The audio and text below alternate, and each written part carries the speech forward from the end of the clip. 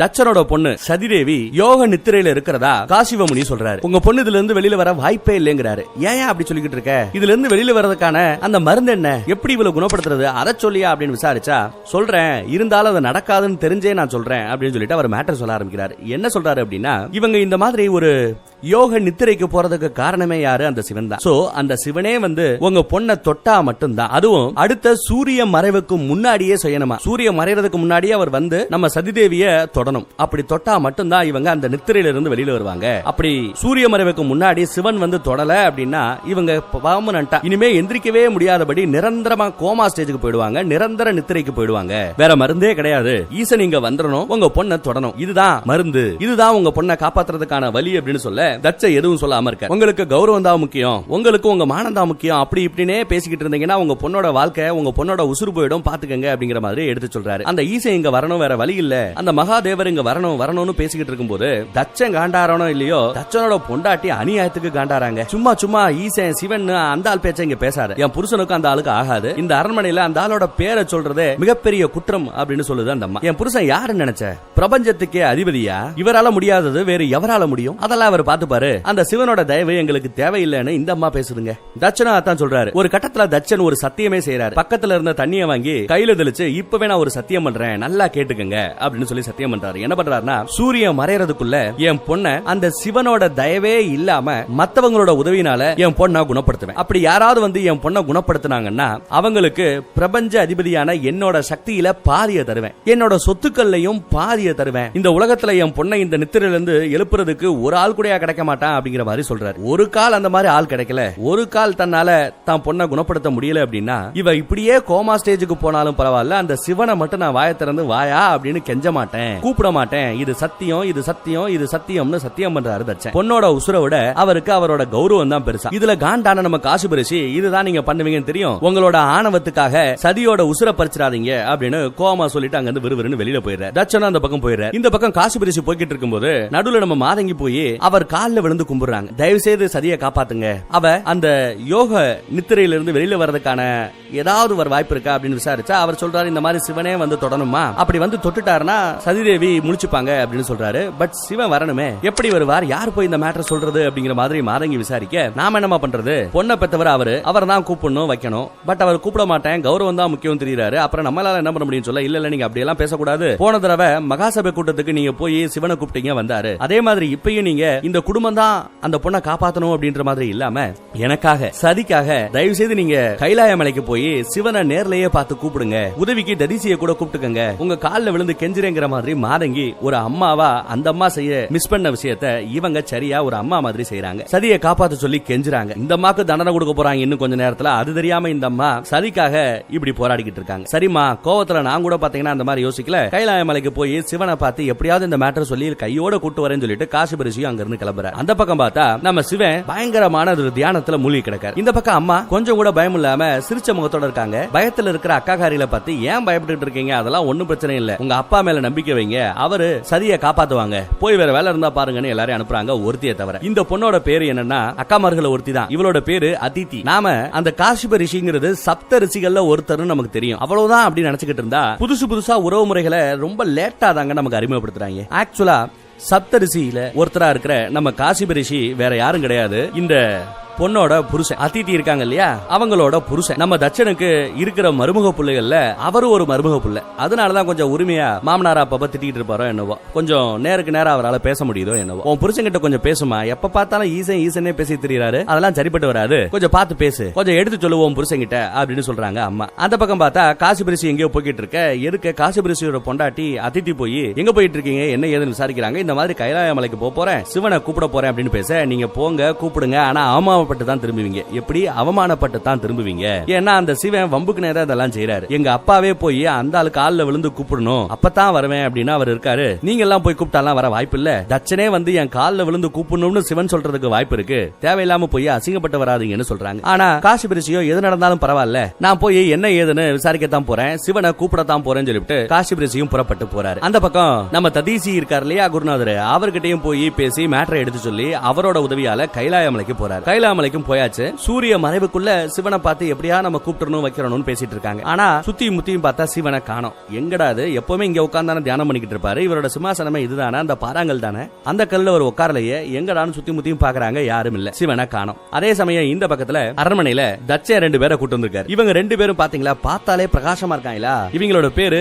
அஸ்வினி குமாரர்களா. இந்த உலகத்திலேயே தலை சிறந்த வைத்தியர்கள்னு சொன்னா இவங்க 2 பேரை தான் சொல்ல முடியுமா? இவங்க 2 பேரும் பிரம்மர்களோட புதல்வர் தான். யாரோடது? பிரம்மதேவர் இருக்கார்ல, அவரோட பசங்க தானா. சொல்ல போனா நம்ம தச்சனுக்கு தம்பிமார்கள் முறை வேணும். அவங்கள கூட்டு வந்து என்ன ஏதுன்னு பார்க்க சொல்றாரு. இவங்களால கண்டிப்பா நம்ம பொண்ணை குணப்படுத்த முடியும் நம்புறாரு. அவங்களும் வராங்க, எங்களால முடியும்னு சொல்றாங்க. நாடி பிடிச்சு செக் பண்ணி பாக்குறாங்க. அப்படி நாடி பிடிச்செல்லாம் செக் பண்ணி பார்த்ததுல இவங்க யோக நித்திரையில இருக்காங்க அப்படிங்கிறது தெரிஞ்சு போச்சு. அதுல இருந்து இன்னும் சதியை குணப்படுத்த முடியும் அப்படிங்கறத நம்புறாங்க. அவங்களோட தவத்தின் பலனை பயன்படுத்தி அப்படி கையை நீட்டி ஏதோ வேண்டுனா சொட்டு மருந்து மாதிரி ஏதோ ஒண்ணு வருதுங்க. அதை எடுத்து சதியோட வாயில 2 சொட்டு விடுறாரு. கண்டிப்பா இவங்க இந்த நித்திரையில இருந்து வெளியில வந்துருவாங்க நம்புறாரு. பார்த்தா ஒரு இம்ப்ரூவ்மெண்ட்டுமே இல்ல. அதுக்குள்ள இந்த பக்கத்துல கைலாயமலையில எங்கடா சிவனை காணோம்னு இவங்க தேடிக்கிட்டு இருக்க இடத்துல நந்தி வராரு. நந்தி கிட்ட எங்க சிவனை காணோம், ஒரு முக்கியமான விஷயம், அவரை கண்டிப்பா பார்த்தாகணும், பேசி ஆணுங்கிறாங்க. நீங்க பார்க்கலாம் சார், ஆனா பேசுறதுக்கு வாய்ப்பு இல்ல. ஏன்னா அவரு யோக நித்திரையில இருக்காரு, ஒரு பயங்கரமான யோகத்துல மூழ்கி இருக்காரு. இந்த மாதிரி நிலைமையில அவரோட தவத்தை நம்ம கலைச்சோம் அப்படின்னா இந்த உலகத்துல ஒரு பிரளயத்தை அது ஏற்படுத்தும். அதனால நீங்க ஜஸ்ட் பார்க்க மட்டும் தான் முடியும், அவரை டிஸ்டர்ப் பண்றதுக்கு வாய்ப்பே இல்லைன்னு நந்தி சொல்றாரு. எங்க அப்படின்னு கேட்டா அப்படியே கை நீட்டி காமிச்சா பக்கத்துல இருக்கிற ஒரு பனிமலையோட உச்சியில உட்கார்ந்து தவம் பண்ணிக்கிட்டு இருக்காரு நம்ம சிவன். தவத்துல முழுமையா மூழ்கி போயிருக்கிறார். உலக நன்மைக்காக, உலக இயக்கத்துக்காக இந்த மாதிரி நிறைய டைம்ல அவர் உட்காரணும், தவத்துல மூழ்கணும், யோகத்துல மூழ்கணும். ஆனா இந்த மாதிரி டைம்ல யாராவது போய் அதை கலைச்சு விட்டா பெரிய பிரளயத்துக்கே ஆளாகும், சிவனோட கோவத்துக்கும் ஆளாவாங்க. அதனால அவரை இந்த டைம்ல டிஸ்டர்ப் பண்றது வாய்ப்பே இல்லைங்கிற மாதிரி நம்ம நந்தி சொல்லிக்கிட்டு இருக்காரு. அப்படி பேசி முடிச்சுட்டு அதுக்கப்புறம் தான் விசாரிக்கிறாரு. தப்பா நினைச்சுக்கலனா என்ன முக்கியமான மேட்டர், அதை என்கிட்ட சொல்லக்கூடாதா அப்படின்னு விசாரிக்கிறாரு. அதுக்கப்புறம் தான் அவங்க சொன்னதுக்கு பின்னாடி தான் நம்ம நந்தி தேவருக்கு ரொம்பவுமே பிடிச்சு போன சதிதேவி இந்த மாதிரி கிட்டத்தட்ட கோமா ஸ்டேஜ்ல படுத்து கிடக்காங்க. சிவன் வரணும், சூரியன் மறையறதுக்குள்ள அவர் வந்து சதியை தொட்டா மட்டும்தான் அவங்க அந்த கோமா ஸ்டேஜ்ல இருந்து வெளியில வர முடியும், இல்லனா நிரந்தரமா கோமா ஸ்டேஜுக்கு போயிடுவாங்கங்கறத உண்மையெல்லாம் சொல்ல அதெல்லாம் கேட்ட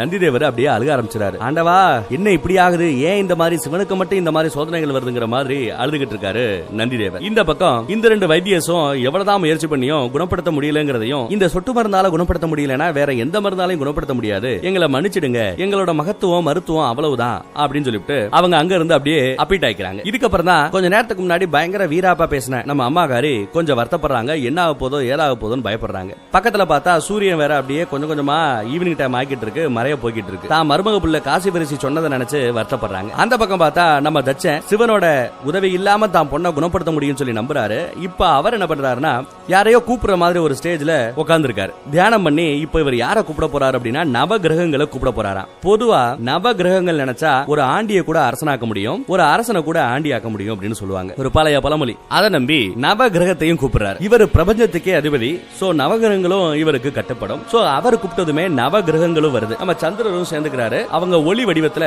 சதிதேவியை சுத்தி நின்னு அவங்களோட ஆத்ம சக்தியை பயன்படுத்தி சதிதேவிய அந்த நித்திரையிலிருந்து எழுப்ப முயற்சி பண்றாங்க. ஆனா கடைசியில பார்த்தா அதுவும் தோல்வியில தாங்க முடியுது. நவகிரகத்தின் சார்பா நம்ம சந்திரரே வந்து இந்த மாதிரி நாங்க முயற்சி பண்ணோம், எங்களால உங்க பொண்ணை எழுப்ப முடியல, எங்களால முடியல அப்படின்னா இனி யாராலையும் முடியாது, வாய்ப்பு இல்ல, உங்க பிள்ளைய காப்பாத்துறதுக்கு நீங்க அந்த ஈசனை தான் கூப்பிட்டாங்கன்னு சொல்ல அதை கேட்டு இவருக்கு செம கோவம். சந்திரா நீ ஒரு கால் என்னோட மருமகனா மட்டும் இல்லாம இருந்திருந்தா இந்நேரம் உனக்கே நான் தண்டனை கொடுத்திருப்பேன், அந்த சிவனை பத்தி என்கிட்டயே பேசுறல, நீ அவ்வளவு பெரிய அப்பாட்டக்கர் ஆயிட்டியா அப்படி இப்படின்னு பேசி மருமகனை திட்டி விட்டுறாரு. அந்த பக்கம் நம்ம சிவன் இன்னும் அந்த யோகத்துல தான் மூழ்கி இருக்காரு. டைம் வேற ஆயிட்டே இருக்கு, இன்னும் கொஞ்ச நேரத்துல சூரியன் மறைய போது என்ன பண்றதுன்னு தெரியாம அங்க காசி பிரிசி முழிக்கிறாரு. இப்போ 3 விதமான பிரச்சனைகள் இருக்கு. ஒரு பக்கம் சூரியன் மறையறதுக்குள்ள சதிதேவியை எழுப்பி ஆகணும், அப்படி இல்லைன்னா அவங்க கோமாக்கு போயிடுவாங்க. ஆனா இந்த பக்கம் அவங்க கோமால இருந்து காப்பாத்துறதுக்கு நம்ம சிவன் போய் அந்த அம்மாவோட நெத்தியில அப்படியே பிடிச்சு தொடணும், தடவணும். அப்பதான் அந்த பொண்ணு எந்திரிக்க வாய்ப்பு இருக்கு. ஆனா அவரோ பயங்கர யோகத்துல மூழ்கி இருக்கிறாரு. நடக்கிற விஷயம் எல்லாம் அவருக்கு தெரியுதா இல்லையானே தெரியல. சரி அவரை எழுப்பலான்னு பார்த்தா பிரளயமே ஏற்படும், உலகத்துல ஒரு பகுதியே அழிஞ்சு போயிடுங்கிற மாதிரி பேசுறாங்க. என்ன பண்றதுனே தெரியலையே, இப்படி இக்கட்டான சூழ்நிலையில மாட்டிக்கிட்டு முழிக்கிறமே அப்படின்னு சொல்லி காசுபிரிசி தன்னோட இயலாமையை நினைச்சு வருத்தப்படுறாரு. அந்த பக்கம் நம்ம நந்தி சொல்லவே வேண்டாம், சும்மாவே அழுவாப்ல. இப்ப இவருக்கு ரொம்பவே பிடிச்ச சதிதேவிக்கு இந்த பிரச்சனைங்கிறதுனால கிட்டத்தட்ட கால்ல விழுந்து அழுகாத குறையா சிவனை நோக்கி கெஞ்சிக்கிட்டு இருக்காரு. முழிங்க முழிங்க அப்படின்னு இந்த பக்கத்துல இருந்து வேண்டிக்கிட்டு இருக்காரு. வேண்டாம் மட்டும்தான் முடியும். முழிக்கிறது முழுக்க முழுக்க சிவனோட கட்டுப்பாட்டுல தான் இருக்கு. திடீர்னு இங்க சதியை சுத்தி பார்த்தா ஒரு ஒளி வட்ட மாதிரி ஒண்ணு உருவாகுது. அவங்க உடம்புக்குள்ள இருந்து ஏதோ ஒரு சக்தி, ஒரு ஆத்ம சக்தி உடம்புல இருந்து வெளியில போற மாதிரி தெரியுது. அப்படியே போலிவா இருக்கு. இது என்ன வெளிச்சம், ஏன் இப்படி இருக்கு அப்படின்னு விசாரிச்சிட்டு இருக்காங்க அம்மா. ஒண்ணு அவங்களுக்கு புலப்படல. பட் எது எப்படியோ ஏதோ ஒண்ணு தான் பொண்ணை விட்டு போகுது அப்படிங்கறது மட்டும் அவங்களால உணர முடிகிறது. அந்த பக்கம் காசிபிரிசியும் இதுக்கப்புறம் நம்ம கைலாமலையில பண்றதுக்கு ஒண்ணும் இல்லை என்று திரும்ப வந்துட்டாரு. காசிபிரிசியோட பொண்டாட்டி அதித்தி அவங்க போறாங்க. இருக்க பாக்குறாங்க. சிவன் வந்தாரா, நீங்க கூப்பிட்டதும் வந்தாரா, எங்க சிவன் காணமே அப்படின்னு நக்கல் பண்ணி விசாரிக்கிறாங்க. அதுக்கு நம்ம காசிபிரிசி, இல்லமா நீ நினைக்கிற மாதிரி இல்ல, சிவன் ஒரு யோகத்துல மூழ்கி இருக்கிறாரு. அந்த யோகத்துல இருந்து அவரை எழுப்ப முடியல. அவர் ஒருவேளை முழிச்சிருந்தா நாங்க சொன்ன செகண்டுக்கு நேரம் ஓடோடி வந்திருப்பாப்ல அப்படின்னு சொன்னா, இல்ல இல்ல நீங்க சொல்றதா நம்ப மாட்டேன். அந்த சிவன் பாசாங்க பண்ணுகிறார், ஏமாத்துறாரு, நடிக்கிறார். நீங்க வருவீங்கன்னு தெரிஞ்சு சும்மா தவம் பண்ற மாதிரி உங்களை ஏமாத்தி அனுப்பிச்சு விட்டாரு. அவருக்கு நல்லா தெரியும் எங்க அப்பா போய் அந்த ஆளு கால்ல விழுந்து கும்பிட்டாதான் சிவன் வருவாரு. அந்த லெவலுக்கு அவருக்கும் கௌரவம் ஆணவம் தலைக்கு ஏறி இருக்குங்கிற மாதிரி அதித்தி சொல்லி திட்டிக்கிட்டு இருக்காங்க. இந்த பக்கம் தச்சன் தான் பொண்ணை காப்பாத்துறதுக்காக அடுத்து தியானம் பண்ணி தன்னோட அப்பா பிரம்மதேவரையே கூப்பிடுறாரு. பிரம்மதேவர்ட்ட உதவி கேட்டா என்கிட்ட பண்றதுக்கு ஒண்ணும் இல்ல, நான் வந்ததே உன்னை வான் பண்றதுக்காக தான். இப்படியே பண்ணிக்கிட்டு இருந்தேன்னா பிரச்சனை பெருசாயிடும், உன் குழந்தைய நீ இழந்துருவ, உன்னோட கௌரவத்துக்காக சதியை இறக்க விட்டுறாத, சரியை காப்பாத்துங்கிறாரு. அது மட்டும் இல்லாம இப்படியே பண்ணிக்கிட்டு இருந்தா உன் பதவியே பறிபோயிடும்டா. அதே மாதிரி எனக்கு ஏதோ ஒண்ணு தப்பா படுது, நீ ஏதோ ஒண்ணு பண்ண போற, அது உன்னோட பதவியே பறிக்கக்கூடிய அளவுக்கு இருக்க போகுது, தயவு செய்து வேண்டாம், அதை செய்யாத, பேசாம ஈசன் கிட்ட கேளு, ஈசன் வந்து உதவி செய்வார்னு சொல்றாப்ல. நான் செத்தாலும் சாவேனே ஒழிய இந்த பதவி இரவின்னு எல்லாத்தையும் துறப்பேனே ஒழிய எக்காரணத்தை கொண்டும் அந்த ஈசனை மட்டும் அழைக்க மாட்டேன் அப்படிங்கறதுல ரொம்ப கட்ட நேட்டா சொல்லிடுறாரு. நீங்க போங்க, என் பிரச்சனையை நானே பாத்துக்கிறேன் அப்படின்னு வேற தன்னோட தகப்பனான பிரம்மதேவர்ட்ட சொல்லிட்டு அவரையும் அனுப்பிச்சு வச்சாரு. அடுத்து நம்ம தச்சன் என்ன பண்ண போறான் அப்படின்னு தெரியாம எல்லாருக்கும் ஒரே குழப்பமா இருக்கும்போது அந்த பக்கம் சதியோட உடம்பு கொஞ்சம் அப்படியே ஒரு மாதிரி ஆகிட்டே இருக்கு. நிலைமை விபரீதமா போய்கிட்டு இருக்கு. காசிபிரிசியும் பார்த்துட்டு இன்னும் கொஞ்ச நேரத்துல உங்க பொண்ணு முழுக்க முழுக்க யோக நிலைக்கு முழுக்க கோமா ஸ்டேஜுக்கு போயிடுவாங்க, அதுக்கப்புறம் உங்க பொண்ணை யாராலையும் காப்பாற்ற முடியாது, அந்த ஈசனே நினைச்சாலும் முடியாதுங்கிற மாதிரி எல்லாம் பேசிக்கிட்டு இருக்காப்ல. அம்மாக்கு பயம் வருது. அந்த பக்கம் நந்தி இன்னும் உருக அழுதுகிட்டு இருக்காரு. இந்த பக்கத்துல நம்ம மாதங்கி வேற சிவலிங்கத்தை வச்சு பூஜை பண்ணி எப்படியாவது வாங்க என் சிசியை காப்பாத்துங்க, நீங்க வந்து ஆனதுல அதுவும் ஆட்டத்தை பாதியில விட்டுட்டு போனதுனாலதானே அவ இப்படி படுத்து கிடக்கா, அவளை காப்பாத்த மாட்டீங்களா அப்படின்னு சொல்லி கெஞ்சிக்கிட்டு இருக்காங்க. சூரியன் வேற அப்படியே மறைய போய்கிட்டு இருக்கு. சிவங்கிட்ட தன்னோட வேண்டுதல் பலிக்கலன்னு சொல்லிட்டு நந்திதேவர் என்ன பண்றாரு, அந்த பக்கம் திரும்பி சூரியனை பார்த்து, சூரிய பகவானே நீங்க விருப்பப்பட்டா ஏதாவது பண்ண முடியும், தயவு செய்து நீங்க கொஞ்சம் லேட்டா மறைங்க, நீங்க மறையிற வரை எங்களுக்கு டைம் இருக்கு அப்படின்னு சொல்லி சூரிய பகவானை வேண்டிக்கிட்டு இருக்காரு. ஆனா சூரியன் யாருக்காகவும் நிக்கிற மாதிரி தெரியல, அவர் வாட்டுக்கு போய்கிட்டு இருக்காப்ல. இந்த பக்கம் இப்ப நம்ம தச்சன் வேற ஒரு முடிவு எடுக்கிறார். யாருமே எதிர்பார்க்காத இந்த லெவலுக்கு தச்சன் போவாரா அப்படின்னு யோசிக்கக்கூடிய அளவுக்கு ஒரு முடிவு எடுக்கிறாருங்க. பயங்கரமா தியானம் பண்ணி தன்னோட பிரபஞ்ச அதிபதிங்கிற சக்தியை முழுக்க ஒரு மனதா திரட்டி அந்த ஒட்டுமொத்த சக்தியும் பிரபஞ்ச அதிபதி அப்படிங்கிற அந்த விஷயத்தையே மொத்தமா அடக்கி ஆண்டு தன்னோட கைக்குள்ள ஒரு ஒளி வெட்டமா ஒரு ஒளி சக்தியா உருவாக்கி கையில ஏந்திக்கிறார். இப்ப இவர் ஒரு சாதாரண மனுஷன் தான், பிரபஞ்ச அதிபதி கிடையாது. ஏன்னா அத்தனை சக்தியும் ஒரு மனதா ஒன்று திரட்டி தான் கையில ஏந்தி நிக்கிறார். இந்த சக்தியை கொண்டு போய் தான் பொண்ணுக்கு கொடுத்து அவளை எழுப்ப முடியும், அவளை காப்பாற்ற முடியும் நம்புறாரு. அப்போ அவரே அவருக்குள்ள பேசிக்கிறாப்ல, அந்த சிவனோட தயவு இல்லாம என் பொண்ணை நான் காப்பாத்த போறேன், அதுக்கு என் பதவியே போனாலும் பரவாயில்ல அப்படின்னு சொல்லிதான் அவர் இந்த மாதிரி கையில அந்த சக்தியை ஏந்தி நிக்கிறார். அதை எடுத்துட்டு விறுவிறுன்னு இந்த பக்கம் தான் பொண்ணோட அரண்மனை நோக்கி வந்துகிட்டு இருக்க எருக்க அம்மா வராங்க. என்னாச்சு ஏதாச்சு கையில என்ன அப்படின்னு விசாரிச்சா அவர் மேட்டரை சொல்றாரு. இந்த மாதிரி என்னோட ஒட்டுமொத்த சக்தியையும் பிரபஞ்ச அதிபதிங்கிற அந்த பதவி உட்பட எல்லாத்தையுமே அடக்கி இந்த மாதிரி நான் கைக்கு மேல கொண்டு வந்துட்டேன். இனி நான் ஒரு சாதாரண மனுஷன், இதை கொடுத்தாவது என் பொண்ணை நான் காப்பாத்த போறேன். ஆனா என் பொண்ணு எந்ததுக்கு அப்புறம் நான் ஒரு சாதாரண மனுஷனா இருப்பேன். இதுலயே நீ எதிர்பார்க்கிற மாதிரி பிரபஞ்ச அதிபதியா இருக்க மாட்டேன். நமக்கு நம்ம பொண்ணோட உசுறு தான் முக்கியம், அவளோட உடல்நலம் தான் முக்கியம் சொல்லிட்டு அவர் அதை எடுத்துட்டு போறார். தான் பொண்ணுக்காக இவர் இந்த லெவலுக்கு போவாரு அப்படின்னு யாருமே எதிர்பார்த்திருக்க மாட்டோம். ஆனா இவர் இந்த முடிவு எடுக்கிறார் இல்லையா, இந்த முடிவு அந்த பக்கம் யோகத்துல மூழ்கி இருந்த நம்ம சிவனுக்கும் தெரியும். திடீர்னு ஒரு பிரபஞ்ச அதிபதி தன்னோட ஒட்டுமொத்த சக்தியை அடக்கி அப்படியே அந்த அதிபதி பதவியில இருந்து வெளியில போறாரு அப்படின்னா பிரபஞ்சத்திலேயே அதோட இயக்கத்திலேயே ஒரு மாறுதல் ஏற்படும், கிரக மாற்றங்கள் உருவாகும், தேவையில்லாத பிரச்சனைகள் அது இதுன்னு பெருசாகும். எதுக்குடா வம்புன்னு யாரோ கூப்பிட்டு யாரோ சொல்லியும் வேண்டியும் வராத நம்ம சிவன் தச்சன் தன்னோட பதவியையே பரீட்சைக்கு உட்படுத்துறான், தன்னோட பதவியையே இழக்க போறான் அப்படிங்கிற அதுக்காக தச்சன் பதவியில இருந்து இறங்கிடக்கூடாது, தச்சன் ஒரு சாதாரண மனுஷனா இருக்கக்கூடாது, இப்ப இருக்கிற மாதிரியே பிரபஞ்ச அதிபதியா அவர்தான் இருக்கணும்னு ஆசைப்பட்ட நம்ம சிவன் அவரோட பதவியை காப்பாத்துறதுக்காக அவரே வந்து சதிதேவியோட நெத்தியை தொட்டு யோக நித்திரையில மூழ்கி இருந்த நம்ம சதிதேவியை எழுப்புற. சதி எந்திரிச்சதும் சந்தோஷமாயிடுறாங்க. ஆஹா எனக்காக என்னவர் வந்து விட்டான்னு சொல்லிட்டு சிவனோட கையை பிடிச்சுக்கிறாங்க. எங்க அப்பா உங்களை கூப்பிட்டாரா, நீங்களே வந்திருக்கீங்களே, உங்க ரெண்டு பேரும் பிரச்சனையும் சரியாயிடுச்சா அப்படி இப்படின்னு பயங்கரமா சந்தோஷப்பட அதுக்கு நம்ம சிவன் உங்க அப்பா என்ன ஏற்கல நானும் உன்னை ஏற்கல அப்படின்னு சொல்லிட்டு அங்க இருந்து போக பாக்குற. இல்ல போகாதீங்க அப்படின்னு இந்த அம்மா கத்த. அப்படியே இந்த எபிசோட அந்த இடத்துல முடியுதுங்க. அடுத்து என்ன ஆகும் நெக்ஸ்ட் எபிசோட்ல பாப்போம். தேங்க்யூ.